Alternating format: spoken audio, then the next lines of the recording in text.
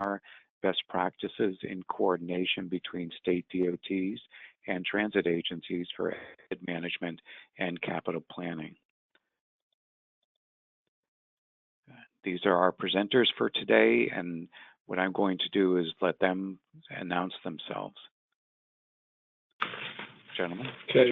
I'm Andreas Epley. I'm a principal at Cambridge Systematics and heavily involved with asset management. Kyle Engie. I'm the product manager. I guide the division and platform development for TransAM.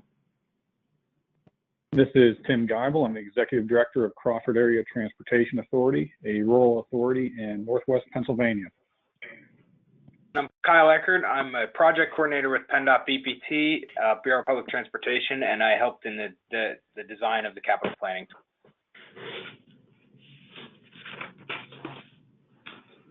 So, Andreas, I think. We'll be going over today in the presentation really is an overview of general asset management and related to the data elements involved for good asset management. We'll talk about bridging the operating agency and state DOT divide and how that's worked when we deployed the capital planning tool, TransAM in Pennsylvania. We'll also talk about the information flow between agencies and DOT, who requires what and how they work in getting that information together, and then really talking about how they work together to do that. Next slide. So this is really, so what is asset management? It's kind of a basic slide, but everyone here really knows what asset management is. So what we're really talking about is that what is asset management in the context of a transportation software system, and what it really comes down to is the data and how you're collecting and what you're doing with that data. So, you know, if you really cover three main areas, what you want to do is you want to update and maintain your assets, right? So you want to add new assets, dispose of old assets, transfer assets. You also want to update life cycle events that occur on those assets, things along like condition ratings, mileage. Those are some of the areas. You also want to track those against any performance measures, so you can do analysis to see how you're doing overall for your organizational performance. Another thing that it really helps you do when you have good data in your asset management system really is you're able to plan for the future, right? So if you know how many of your assets are in a state of good repair or beyond their useful service life, then that can help you determine and justify your needs, your requests for new assets or replacement assets. It'll help you develop actual funding requests, whether that's federal, state, or local dollars. And then again, those kind of roll up to help you obtain that funding. It's a justification to do that.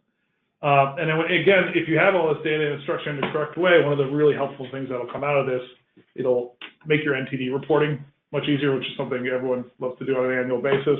And then the transit asset management plan that every agency or DOT has been working on as part of a group plan. Next slide.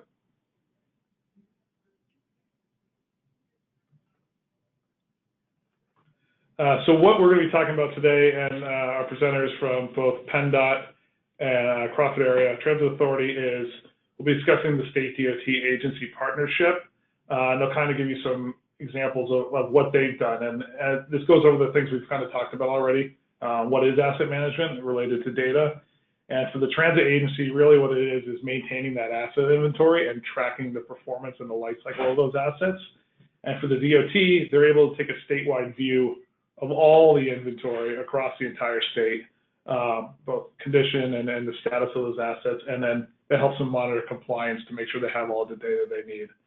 The second big area for both of them is capital planning, and that goes from the individual agency level, so they can understand what they need from a year, either 1 year or 10, 5, 12 years out, what they need for capital investment, and then it helps guide overall priorities at the DOT level and how they manage capital planning. The last part where it connects really is the funding aspect. So in most cases, the funding for the transit agency is usually local funding or any directly generated revenue, as well as direct federal funds they may receive based on the agency, the agency size. And then at the state level, that usually comes down to some of the state programs that you'll see controlled at the state level, such as maybe 5310 or 5311. And then usually in a lot of states, they'll allocate some level of state dollars. So that's what the next several slides we go over from the transit agency and the DOT level, how they both do that. Next slide.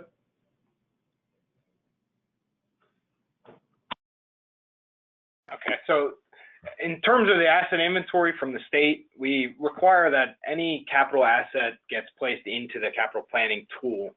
And that comes along with the usage and the condition of the specific asset. This can be anything that we classify as capital. It could be anything from vehicles to facilities to bus stops to equipment. And essentially it tracks everything top to bottom and across the state. As Pennsylvania, we have a large number of transit agencies throughout the state, and to be able to see all those assets in one place and just kind of be able to get a snapshot of individual agencies and statewide conditions at one time is a massive change from individual spreadsheets and using tracking measures that were very cumbersome prior to this. We also then require agencies to go in once a year. It's usually about a month or two time frame, and they have to make sure everything is all up to date in that time frame so that we can ensure everybody is on a common level when we go and make decisions for our planning purposes. It also allows us to kind of see who needs what and be better stewards of the state dollar. So Tim, you go ahead. Yeah, sure. As a rural provider, we're focused on a daily basis just trying to maintain service. So utilizing a partnership with the Bureau of Public Transportation is crucial for us. And for those of you that are operators on the call, I would highly encourage you, if you don't have a strong partnership with your DOT, that you maintain one. We're fortunate enough at CATA that we have a planning manager that can maintain this database and interact with it from a PennDOT perspective, but that's not always the case. And even having a planning manager, we still struggle with compliance to make sure what we're doing is fully compliant with the state and federal regulations. So having the opportunity to work with the Bureau of Public Transportation is really a great opportunity for us so that we can focus on maintaining our service and, again, just focus on compliance.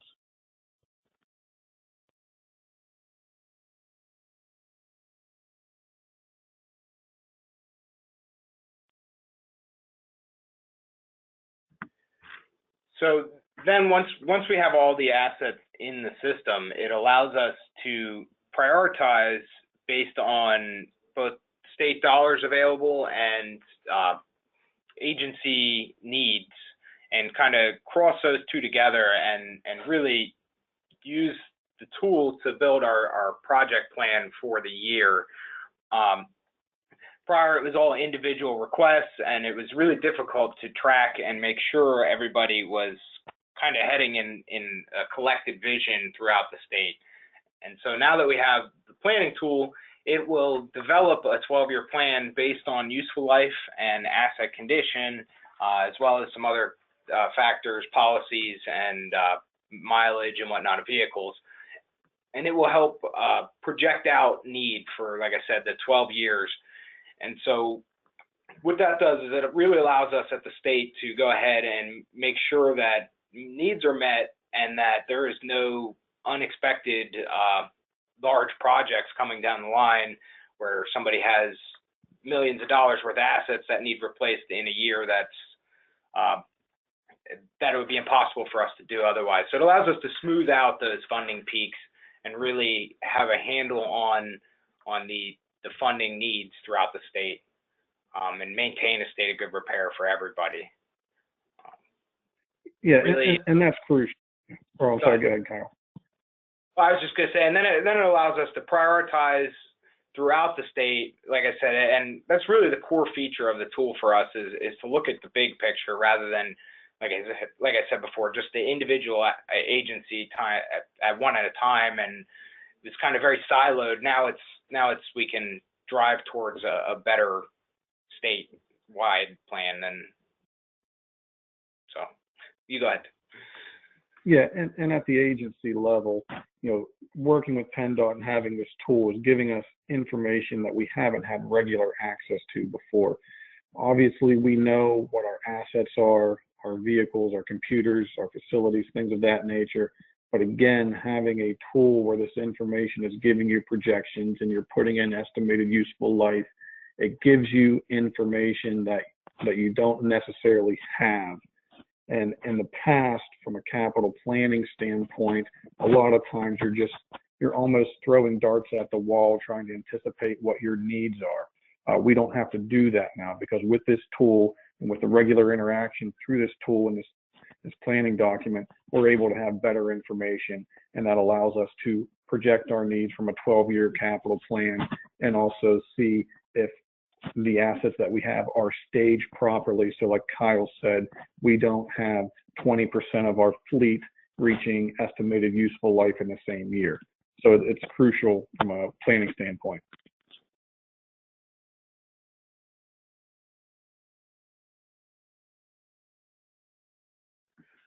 So then once we have all the assets in there and all the plans in there, we work in conjunction with the transit agencies and really build out the plan that they want to see, while still maintaining that overall goal that we're hoping for of state of good repair throughout the state. That really allows us to make decisions based on the available funding and properly assign the grants as needed to really, like I said, to follow that state of good repair and continue the long-term vision. So we go through and we can assign all of our state administered funds, and really the end goal is it all gets pushed from this capital planning tool into our granting tool that we have here in Pennsylvania. They both connect together, and the main idea for that was really to streamline all of our processes in order to make it as easy as possible for the transit agencies and for us here as well, where we didn't have to be duplicating efforts and just entering and maintaining 4 different spreadsheets. This way it would all flow together, process from start to finish into our granting tool, and then back from the granting tool, the funds will get pushed back into the capital planning tool for the next year's cycle. If there's any remaining or changes to those funds, those things, they speak together, and that was very important to us. Tim, did you want to talk about how you leverage? Yeah, from the agency standpoint, PennDOT has made this process extremely easy for the grantee.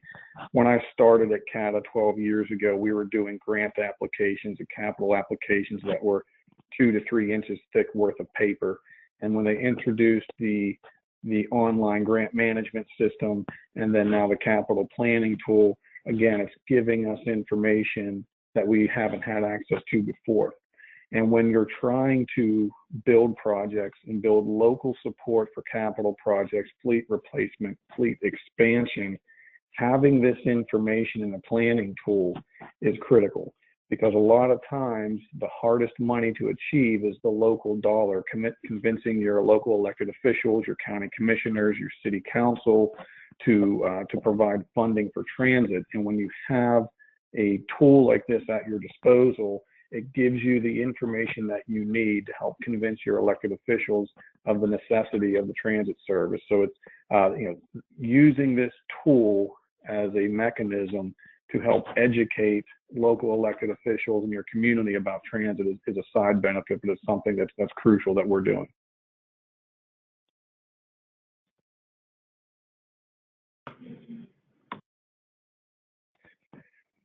So kind of as I mentioned, the state had a paper system. We were maintaining our assets through maintenance software, through Excel spreadsheets, through rosters, through our insurance company, and we had 3 to 4 different databases all trying to maintain the same assets. And what we realized is that they weren't always consistent.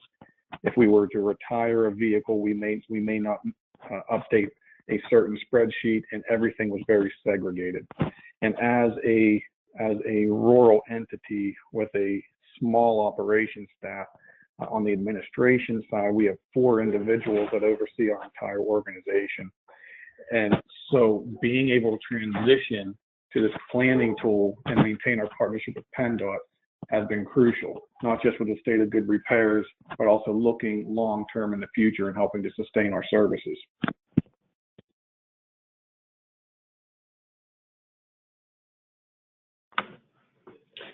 All right. I will give you all a little bit of a very brief overview of how this system that PennDOT and the member agencies are using came together. It was originally funded through an FTA State of Good Repair grant that was commissioned by PennDOT and the RPT, the Virginia Department of Rail and Public Transportation, about 5 years ago. And it has since then been fully implemented by those two states, as well as partially implemented in a couple others. And we have over 200 agencies using the system across 3 states. The focus areas of the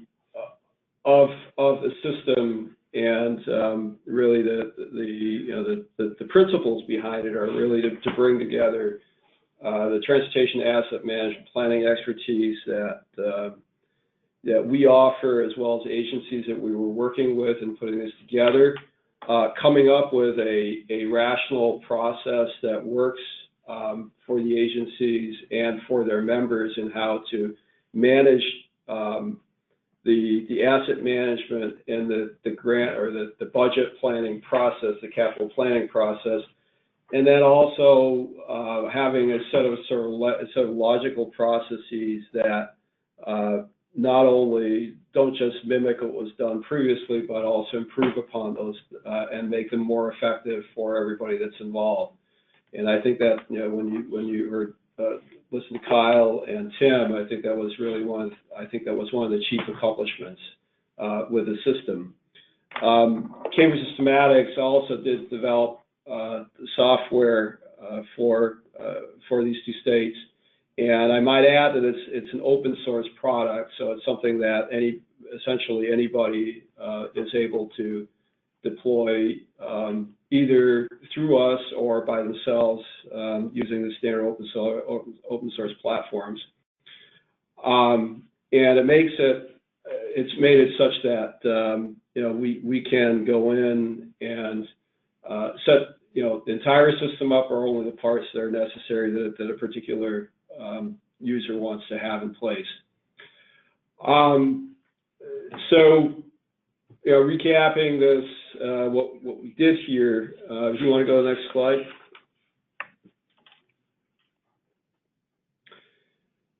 The whole intent was to provide a single source of information that works across multiple levels and across multiple users. So you have your small and large agencies. For a small agency, this would be the TransAM would function as a primary asset management platform that allows them to get rid of what are typically paper-based or spreadsheet-based systems.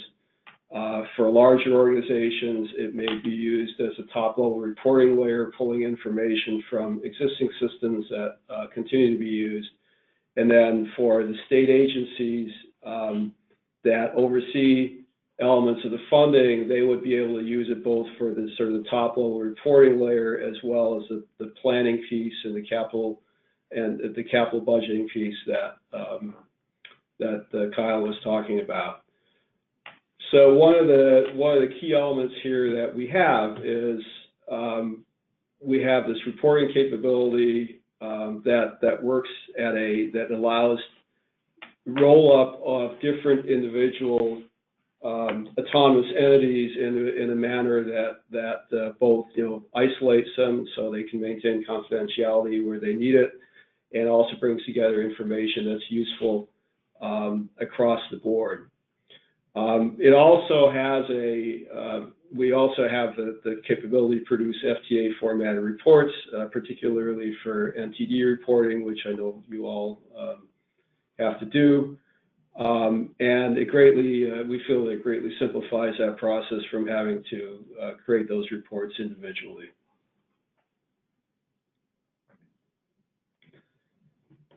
So that leads us to the end of the official presentation, and we are ready to welcome questions. Just to let folks know, we're not opening up the lines because there are so many people participating in this webinar.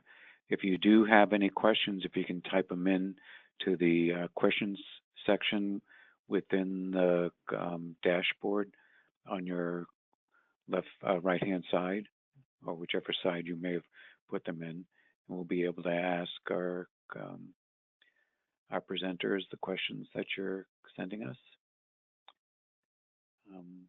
Kyle, I do have one question. How it's an open source software package.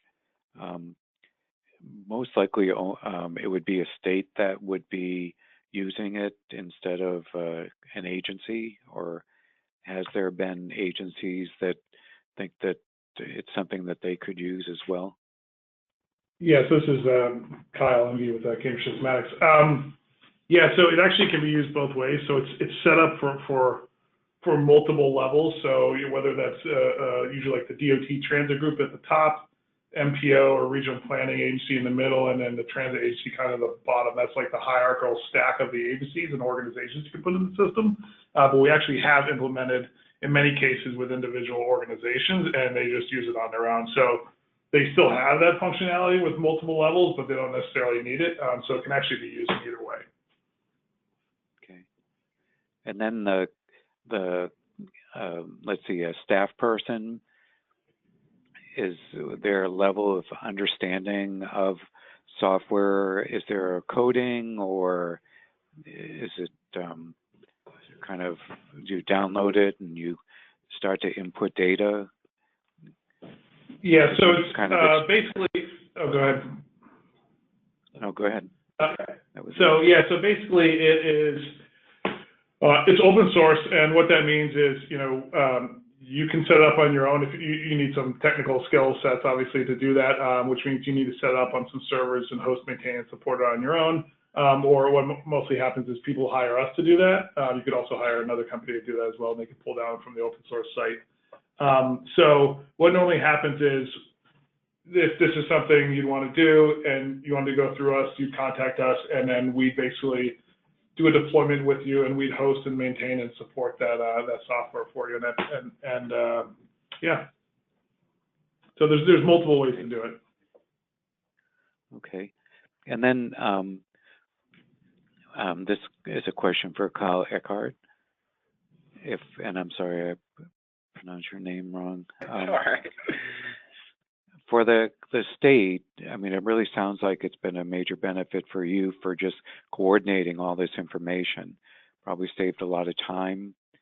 Correct. Yeah, it's well worth it. It was definitely well worth it. And to kind of tack on to what Kyle was saying, here in Pennsylvania, this all came about from one of our funding sources came with a law that we had to have a statewide planning tool. So part of what we do here is, as a state, we provide this tool for everybody, all the agencies and whatnot. So we have a contract with Cambridge that we here at the state maintain and manage.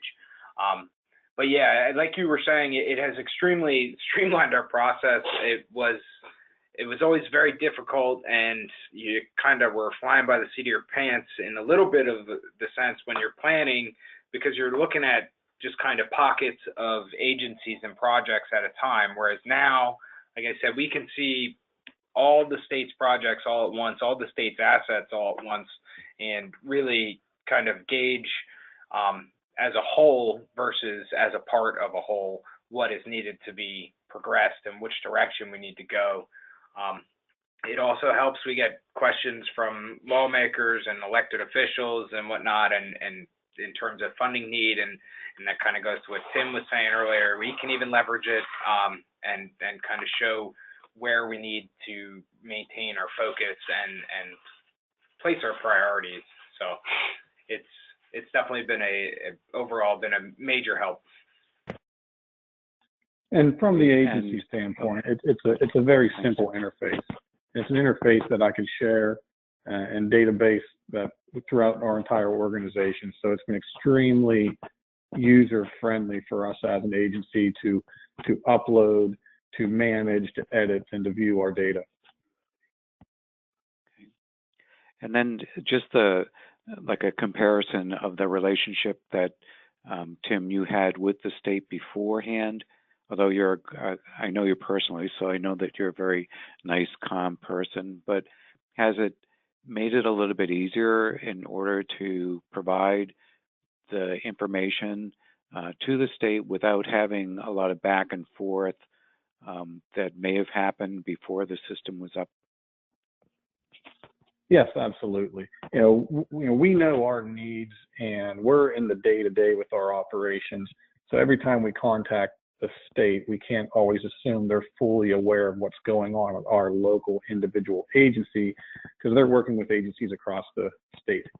So having this tool and having the state have access to it to be able to manage it, interact with that data, it makes conversations a lot easier. The DOT staff is more knowledgeable about what's going on at the local level because they have access to this information. They don't always have to call us and ask for status updates on our fleets because we're constantly updating the useful life. So it's definitely, we've had a good relationship prior to this, but it definitely improves our ability to communicate and the timeliness of response.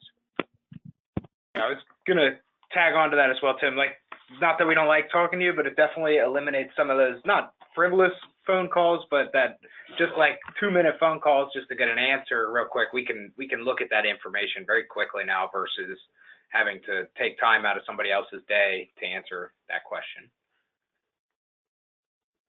And then Kyle, for you with the NTD, or maybe Tim as well, but now you're able to process the data a lot easier, I would assume, and the data is more accurate, and you feel more confident with your NTD reporting. Yes, it has it all in one place, and it also helps to maintain a level of I can't think of the word I'm looking for now. I'm drawing a blank. Everybody's doing the same kind of reporting then at this point versus the old way where it was individual agencies putting it in how they wanted to or how they saw fit. This kind of that standardizes the process. That's the word I was looking for. It definitely makes it a lot easier. And rather than having to scramble to put any of that stuff in, it's already in a location, and there's reports that can be run and whatnot. It allows you to be much more prepared.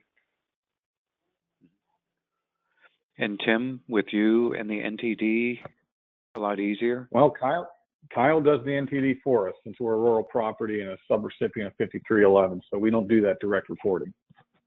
Right, but in putting the data in that's necessary for the NTD, it's a lot easier. The data endpoint is very simple. It's a very user-friendly, easy interface. You don't have to have a bachelor's degree in IT to understand and utilize the tool. So our data entry is extremely easy, and it's much more accurate and a lot quicker. Okay. Well, our audience is a little quiet today. If there's anybody out there that has any questions that haven't been raised and answered, it's kind of like your last chance to ask any questions. I guess that's it. I want to thank our presenters, Andreas, Kyle 1 and Kyle 2, sorry, I couldn't help it, and Tim, to spend this time with us and to talk about some of the solutions that, oh, wait a minute, actually, I do have a question. Is DBE information included in the reporting tool? We do not have any DBE information in there. PennDOT does not. Correct. I mean, the DBE information is somewhat limited. That's future capabilities we're looking at, really. So you certainly have that. You certainly ID the vendors in the system. So if you have the DBE information, it's easy to pull out. Yeah. Where who you're spending your money with. Okay. I do have another question here. I can't seem to. Hold on.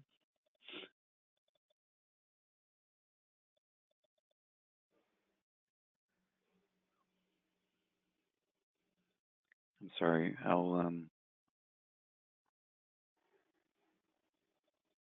can't seem to get this other question to load up so that I can see it. Which I apologize, whoever answered this, asked this question. What we'll do is we'll get the answers from the presenters and email it out to everybody. I don't know why this isn't working. Are there any other Rob, I don't questions? see any other questions other than the DBE one. So. Okay, great.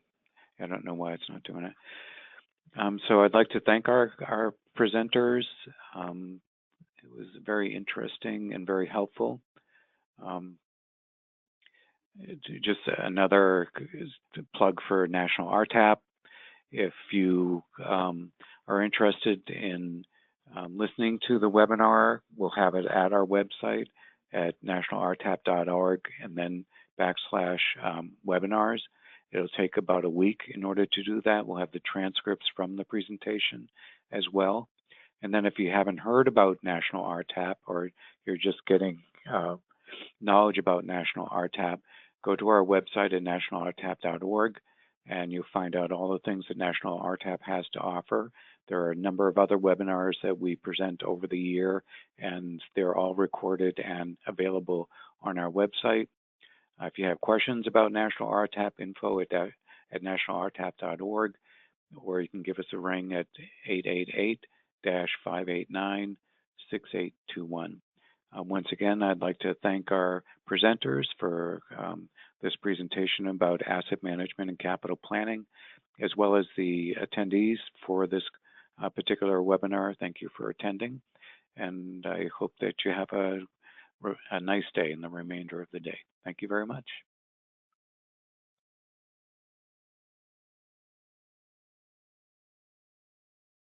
All right, thank you, everybody.